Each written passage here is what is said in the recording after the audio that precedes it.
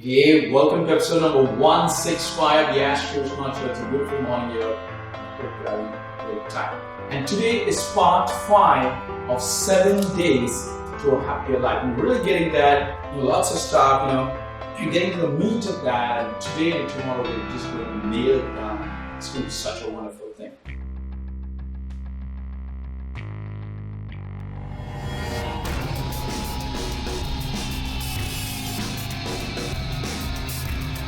You ask questions and I answer them. This is the Ask Sri Vishwanath Show. Alright, so we saw a lot of stuff. We saw, just do a very quick recap, not like recaps, the earlier one, because the recaps actually becoming an episode by itself. So we saw that happiness is a choice for great ones, which is freely available and not an emotion. Then we saw that happiness is transcendental, it's subjective experience and not an objective experience. Very, very important. We also saw happiness is serving the consciousness, not being swayed by the gunas. Very, very important. You saw that through various stories. Very, very important that you see, go through 161, 162, 163, and 164. And we laid out a few exercises. And today, I'm going to just take up on the exercise which we did last time. We're really, really going to master this. You know how? Here's the thing. Now, if you can learn to be happy for 1 minute, you can master happiness for the rest of your life. So we are going to learn to be happy for just 1 minute, like we did last time. But this time I'm going to take it deeper. So we're going to, by the grace of Krishna, Christ, and Buddha, I hope they're all watching this video and they're going to help us in this process because they are. We're going to learn to, because what I'm sharing with you is like we're just mastering this right now. I mean, this video itself, and all these things, that all our, hard work is going to bear fruit because you can learn to be happy for 1 minute. You can master happiness for the rest of your life. That's what we're going to do today, right? So we come back to the same circle. The circle is so important for us. The center is the consciousness, the inner. First circle is the gunas, all our impressions, sattvic, rajasic, and tamasic. The next is the script. And the third is a thought, action, event. So the gunas form the second circle of the script, and from the second circle of the script, third circle of thought, action, and event was formed. We saw all that stuff. Very, very important. And so we saw the moment of transformation last time, where if you destroy these two circles, you approach the outer circle directly to the center. We saw the eyes don't see directly, it sees through the guna. Our ears don't hear directly, they see through the guna, they hear through the guna. So this is the moment of transformation. I told you to draw the two circles, and we're going to stick to this circle today, and we're going to learn how to be happy for 1 minute. You're going to follow me, and we're going to do the exercise. And today is day 5, day 5, day 6, day 7. We're going to be beaming with joy because you're a master of this whole stuff. So you're going to learn to be happy for 1 minute. Here's what it is.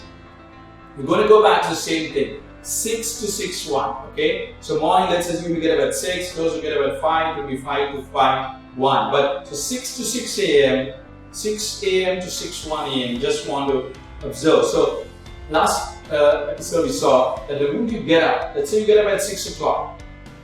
The 6 to 6, 1 is where we are going to learn happiness. That's all. And then we can master happiness for the rest of the day, rest of the week, rest of the lifetime. So you get up at 6 a.m. and you either see the ceiling or you see the sky outside or the birds outside or whatever it is. And let's say you're in New York, okay? And so you see this whole thing outside. And we saw that there are 3 things which make up every minute.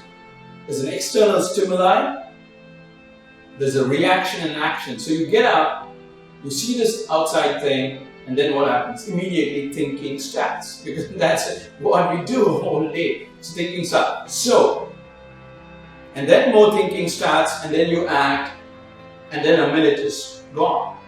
Right? That's how 6 to 6, 1 is gone. So we are going to take complete control and observe what's happening in the 6 to 6, 1. So you get up, you see the birds outside, you see the sky, that's an external stimuli, and then you think, and then the more you think, and then you act. So let's pause at 6. The moment you get an external stimuli, you open your eyes and see something. The thinking starts. What's happening? Here's what it is.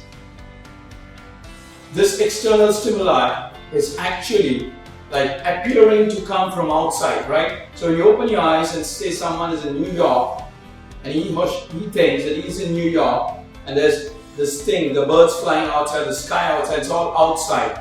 But it's actually, the fact is, you are in New York on this day at this time, not because of something random, it's because of the outer circle. You see, the circle is already formed. It's because of the third circle. You see, there are three things: external stimuli, reaction, action. And these three things represent the three centers. I want you to know that there's nothing outside.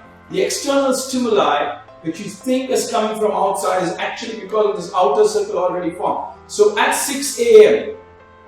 tomorrow, you are in New York and you are seeing this. Someone else is at some other place and seeing that. It's not random, it's because of this outer circle is already formed. So that's very, very important. Then you think. And what happens when you think? You are not like thinking something like you have choice over thought. No, you have no choice over your thinking. You actually refer the external stimuli to the gunas, the first circle.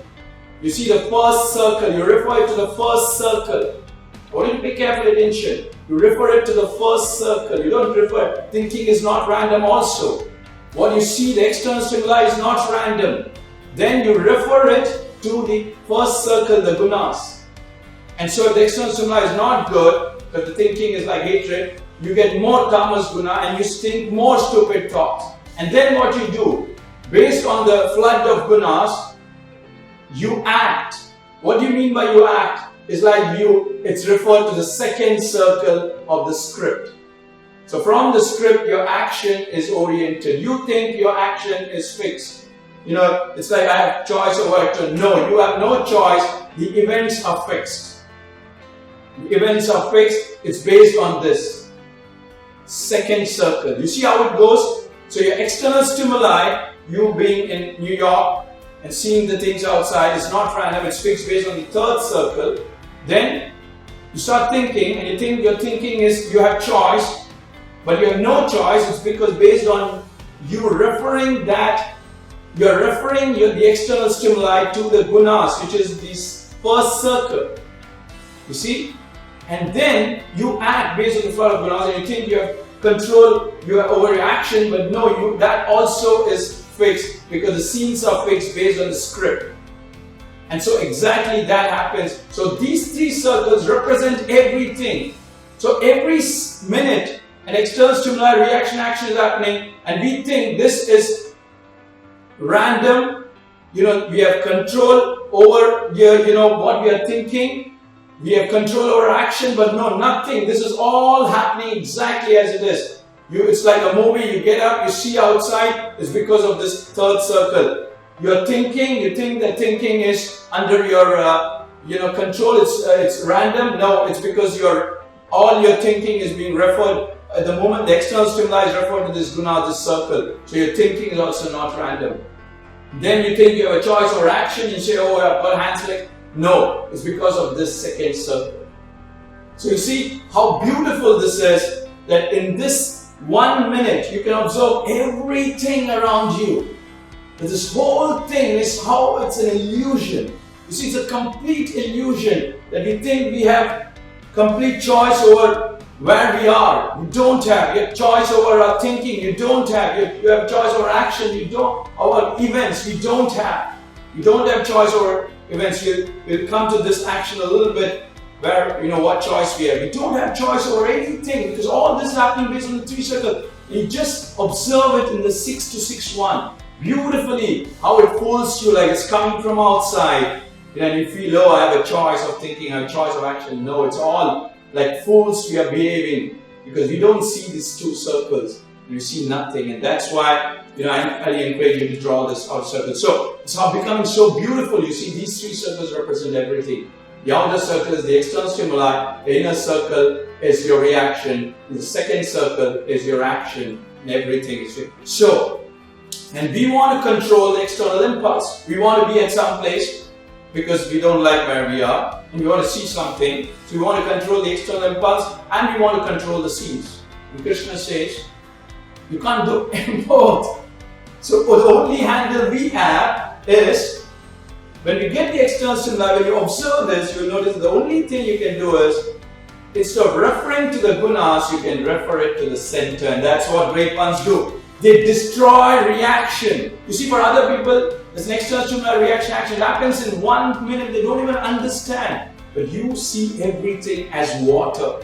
And you know that the only handle you have is, you don't refer it to your gunas, you refer it to the center. So you destroy reaction, say get lost. You destroy reaction, you conquer action. And you get freedom from the external stimuli. You're free because you're the center. So what do I mean by you conquer action? So I want you to just pay careful attention to this. A little bit correction there. You see, when I say you cannot change the action, what I meant was you cannot change the scenes which is going on. Because action is comprised of two things. So by destroying reaction, you conquer action. How? Because action is comprised of two things. There is a part within you where you can participate, right? There's a part within you where these gunas can force you to action. So you can regulate your part. And then there's a part of karma. Like say, for example, I am here. I can choose to be happy and not be angry. But the other person, I have no control. He can choose to be angry and he might even want to hit me. And I might get hit. That is an event I can't stop. I can defend. But if there are 4 or 5, I might end up being beaten or something might happen outside. So action, what happens is when you destroy reaction, you conquer your part. Because you are seen and said that, and you don't get disturbed because you know that this part is karma. And so this side is, the scenes. So you conquer action and you are detached from the scenes because you know that is all fixed. So you see how beautifully it goes? The circle represents everything. And you are completely happy because you know that just by that one act of destroying reaction, for 1 minute if you observe, this is the greatest meditation on earth. You observe that, you know that you cannot control the external stimuli, you cannot control the scenes, you cannot control your thinking. The only thing you can do is stop referring your, external stimuli to your gunas, but you actually refer it to the center, and that's what. And so you destroy reaction. You destroy reaction. You're at the center. You're highly energetic. The thinking is stopped. You see, the thinking is completely stopped because you are at the center, overflowing with joy. You have transcended. You have mastered transcendence, and the action you have completely regulated. The gunas are all under control, and you're detached from the scenes. Because it doesn't matter, whether what's happening outside the circle, because you know exactly how this works. You see how powerful this is? So 6 to 6 to 1. That is the greatest meditation. Now, as I did this, and this is what I learned after 15 years. I mean, seriously, this is the stuff. And you got to master it. Let it take 1 day, 1 week, 1 month. This is what it is. 6 to 6 to 1. The moment you get up, do this. Observe these things and it will be beautiful. Now, as I started implementing this, there were some issues. There were some challenges. The challenge was this. I had a tendency to correct the wrong things outside, right? So if someone has got a lot of something, they want to correct the things outside, like things which they feel they have control over, like people around you, right? At home, things around you which you feel like, oh, this is happening, I got to correct this. So I had this tendency to correct the wrong, that right should prevail. And that got me into trouble. How? So at 6 to 6-1, like you, I started practicing. And I was at the center, I saw, so this is from the outer circle, this is from the second circle, this is from the third circle. And so I was always at the center, very happy, joyful. And then this thinking started, because this thinking because I wanted to correct the wrong, and immediately you see it's going out. So 15 minutes, it kept going out. Because it was keeping referring it to the gunas. But I was observing it, you see. So here's the tip I want to do. Don't think that's going to happen between 6 to 6-1. The 6 to 6-1 is your meditation time, but you'll see it going out. You see? But keep persisting. My thinking was going out. I could see it. Because why? Because it was referring to the gunas, so the thing was keeping on coming. No, I have to change this. That person is not doing it. No, she is not doing it right. He is not doing it right. No, I got to fix it. I got to call him. I got to tell him this. All that nonsense. 15 minutes, but persist. You see, do not give up. Because what you got to do is, you got to, even if you master it at 6:45, your 6:45 onwards for the rest of your day is going to be beautiful. And then you do it every day, and then for the rest of your life. So, for 15 minutes, my battle continued, kept going out. And then I persisted. So do not give up. See what is happening. I kept seeing what is happening. And I asked myself, and this is fresh, I'm doing it every day, okay? Every day is a new challenge, it's happening. So I said, why is it still going up? Because I can see all these, I can see this circle, because I've done it for so many days. Why is it still going up, you see? Why is it still going up? But I can see the moments inside. You see, why is it still going out? I can see the moments inside. Slowly, after 10-15 minutes, when you know this, I discovered one thing. Oh, that's a good thing is happening. I'm not rushing to act. You see, my rush to act based on the gunas is gone. It was reduced by 90%. I was happy because the mind was still going out, but its power was lost. You see, it could not force me to act. I had won it almost. 15 minutes had gone, 20 minutes, and I noticed I'm winning this game. Don't give up. Because this is beautiful, because slowly your mind will turn inward, because you see the gunas have lost their power. They are not rushing to act. I found that they could not force me to act. I was very well centered, I was happy, I was smiling, but still there was work to be done. So the first sign of progress is you're at the center observing. You're not 100% in control, the mind is still going out because it keeps referring to the guna, but you're still at the center. And you're hopping in and to and fro. But here's the thing, you're not rushing to act. Your mind is going out and you're not rushing to act, and that's the first sign of progress. Let it take, do it. It is beautiful. I was seeing all these things, I was very happy. And but I found out that something is still irritating me because I wanted to correct the out. So you don't want to participate in that which you're not comfortable, right? So the mind keeps going out and up. I was happy. The gunas are not rushing me to take action. This is very important. I'm telling you live what's happening in the being. You can observe all these moments. Because here's what it is. This is the moment of transformation. Okay, here's what it is. I found out that this tendency of mine to correct the wrong things outside was putting my mind out. So I found out, what is it that I want to change? Maybe things at home, people around me, I really care for them, so I wanted them to change, tell the right things. Friends, or maybe a few things outside which I felt I had control over. Because there's so many things which are going wrong outside, right? And then I found out that there are only a few things I can fix, like things around my work. I found that no matter what, you really can't do anything, even at people at home. See, you can say, but again that old mind comes up of other people. Because this is what is the thing. So, this tendency of mine to correct the things outside, no matter, though my tendency was good, was not good.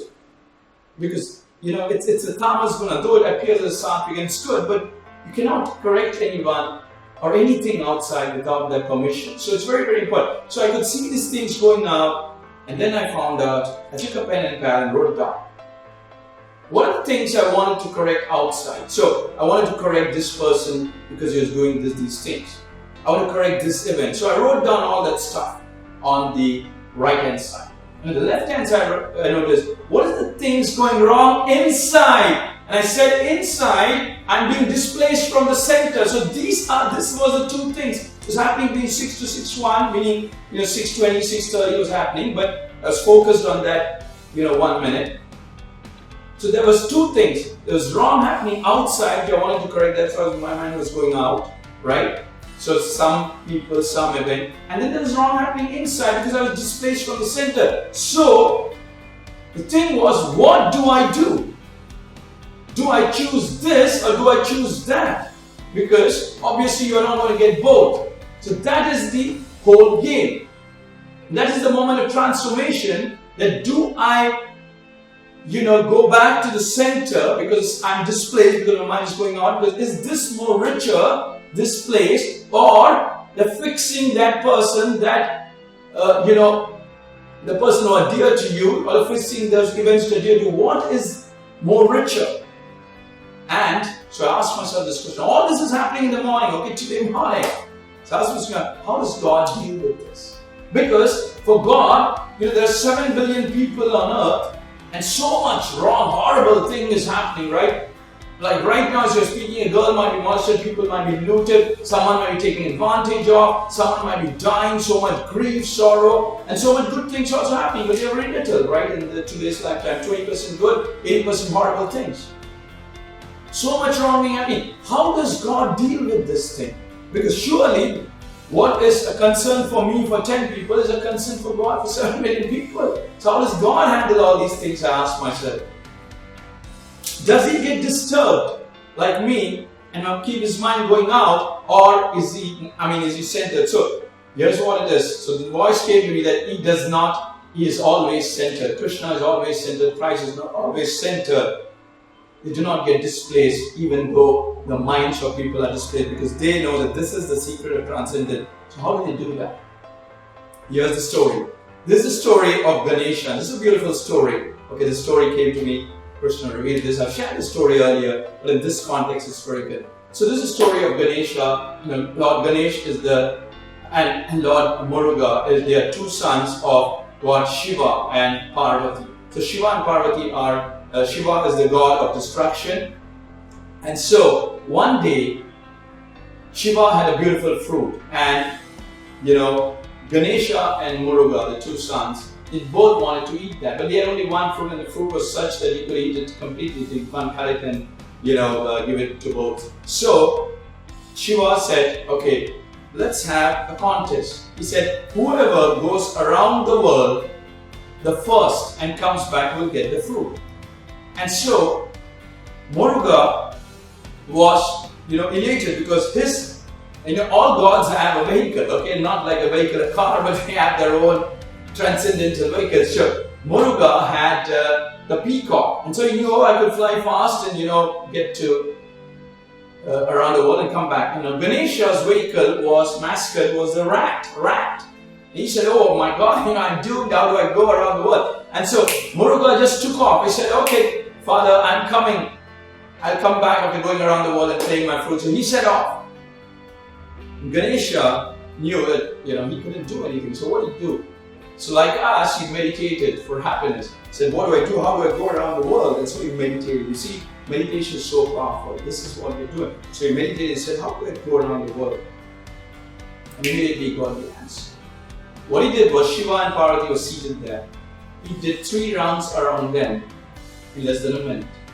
He told his father, give me the fruit, because I have gone around the world. And Shiva said, what do you mean? You got to go around the world, not around me. And so Ganesha told him that you represent the unmanifest, and the mother represents, Shiva represents the unmanifest and Parvati represents the manifest. And so you two represent everything. So I went around you, so I've gone around the world. And that is what it is. And that was such a wonderful thing that Ganesha transcended the objective world by doing this thing subjectively. And Shiva had, just couldn't do anything. He could give the fruit. And Ganesha ate it, and Muruga came after a lot of time, and he was unhappy, and he went away angry to a mountain. That's a different story. That's also a wonderful story. But the fact of the thing here is, it's so beautiful that Ganesha became center, and he didn't try to cross the world. You see, he didn't try to move around the world. He just moved around himself. It is nothing but around his father and mother. He was centered, and that is what. So, because the thing is, like the two things I said, do I correct the wrong inside and the wrong outside? Because here the mind is going out, and here my center is getting displayed. Is what is easy? Changing the minds of 7 billion people for God? Changing 7,000 billion events happening every day. Out of that, 70% is horrible, because it's not sattvic, right? Rajasic and tamasic. For a person who's tamasic, he will feel it's right, but God knows it's horrible. So what is easy? Is it changing the minds of 7 billion people, or changing the 7 billion events, or God becomes centered and he experiences the center in others, and whoever is eligible also experiences that wonderful thing. He is available for all. You see, that's a transcendental experience. It takes time because the key here for everything is eligibility. You see, either we understand it or we don't understand it. And so most people say, well, God is, this is impartial, because they don't understand this whole process. That's how it is. Because for you to be happy, you got to know, you got to choose. Do you want to change the minds of 7 billion people, 7,000 billion humans, or you just center yourself and transcend the whole thing? And by doing that, you are becoming available to all those who are ready. And to all those who are not, you can't do anything because that's the nature of the game. That's how it is. You got to make a choice of transcendence or, like fool, keeping on correcting every single mind. Now look, for example, if God would go into every single mind and say knock knock and he would change, how horrible it would be. But he's always there in the center. He says, I'm always there. Krishna says, I'm always there here. What more do you want? You see, all I can do is remind you, and God is reminding us every single day. So, here's what it is. Our job is not to do these things outside. So I understood is that this is the place. So like God, we got to be. So what I did is, this is the thing. You should stop being the change you want to see in the world. You see this quote of Gandhi, be the change you want to see in the world. That's old and redundant. It's gone because people are just using it for fun. They just use it whenever they want to put up a very nice quote. You got to stop doing all that stuff. Stop being the change you want to see in the world and be the center you want to experience in the world. If you go to the center, you have done the greatest change on earth. So stop being the change you want to see in the world. Stop all that nonsense and be the center you want to experience in the world, because that's what all the greatest gods did. Krishna did, Christ did, everything. They became the center. Be the center you want to experience in the world, because when you do that, you do everything. And so destroy objective change and embrace the transcendental center. So destroy the objective change and embrace the transcendental center. And that is transformation. That is what I knew. The moment I got that, it completely dissolved, and I said it doesn't matter. Because here's one more story before I tell you what I did exactly. This is the story of Ram. I told you earlier this story.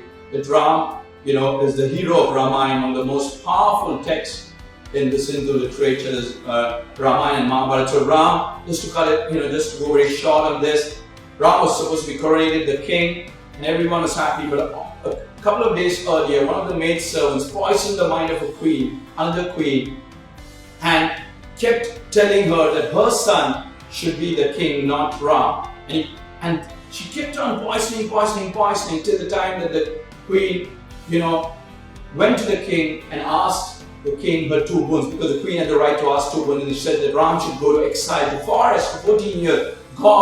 She sent God to forest for 14 years and coronated her son.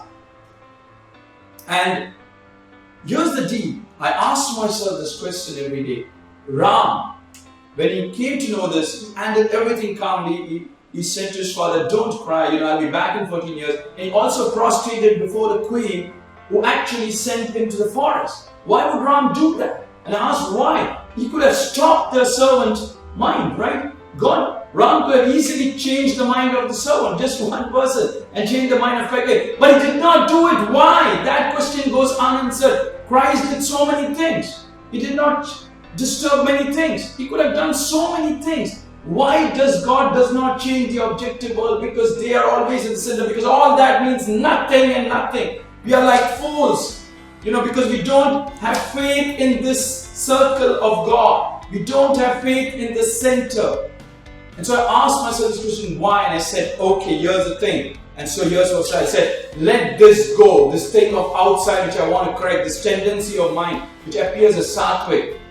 I said, let it go, because when Ram did not stop the servant, did not change the servant's mind, when he did not change the queen's mind, and he went for forest for 14 years, what does it matter for me? Because it meant nothing. And so I said, I observed the wrong, whatever wrong meant, before it happened in my mind, and I let it go.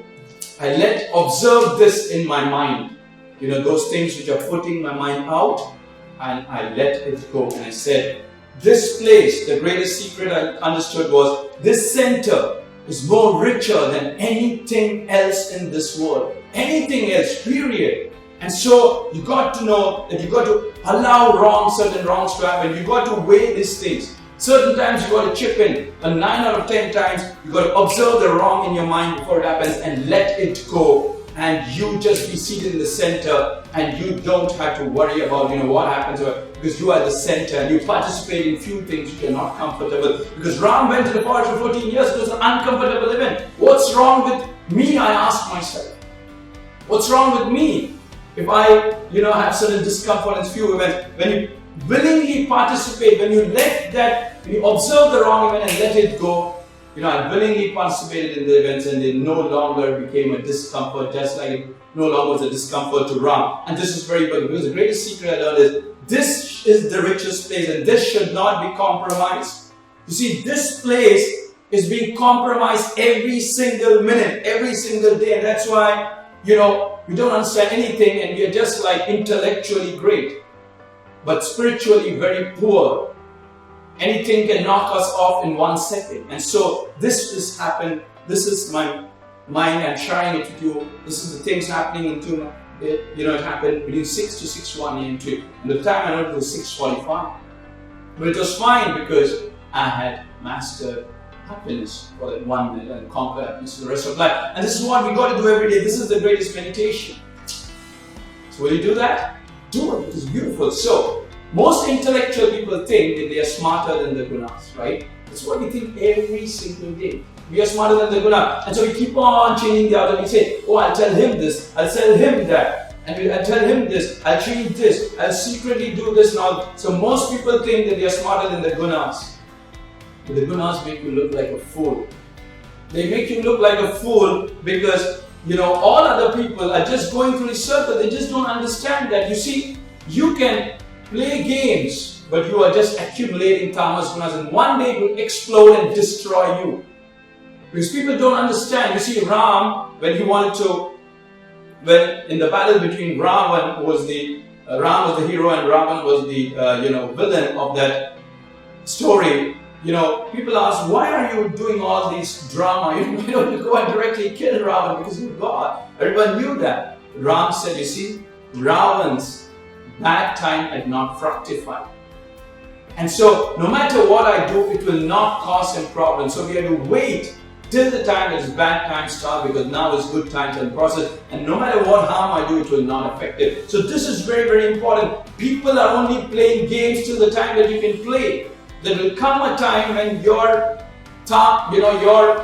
circle of life will move, and then all this tamas guna which are accumulated by playing games, by thinking that you are more smarter than the gunas, will all accumulate and destroy you completely. Because we really don't know anything. That's what I understood of all this knowledge. The beautiful thing which is told by Mata Amritanand, she says, if you go to a movie theater and you don't see the first half and you go to the second half, you see, oh, why is this villain being beaten? Why is this person being beaten? Because he did not do anything, he or she did not do anything. Because she says, we have not seen the first half. And that's why we are confused and we say, why did this happen and why did that happen? So we have not seen the whole movie, because this is the whole movie. When this is relayed to us, we know that yes, this is why, because nothing happens by random. The external stimuli is not random, the thinking, the pain is not random. The events are not random, it's all because of the circle, and this center is our key to freedom. That is what it is. So I was only dodging the outside world, by doing all these things. And so, dodging the outside gunas, it would find. So you can only dodge the gunas, but the gunas are smarter, they will find a way to get in. And what they do is they keep your mind out, and that is all mind. That's what I observed. But all that this gunas is doing, it's putting my mind out. So it's saying, oh, you got to correct this, you got to correct that, you got to call in, you got to do this, you got to do that, and it's disturbing my mind. I said no, because all this is Maya. This is more richer than anything else. You got to weigh you got to be centered here and do the work which you have, which gives you maximum happiness and which you have got complete control over. Keep doing that. Focus on your work. Focus on that which you're good at. But first be centered. So 6 to 6 a.m. practice happiness. Or 6:45 by that time. But from 6:46 I was happy with the rest of the day. So no power on earth, understand, can destroy this part. But this is the part that gives you happiness. It gives that you can milk happiness as much as you want, like milking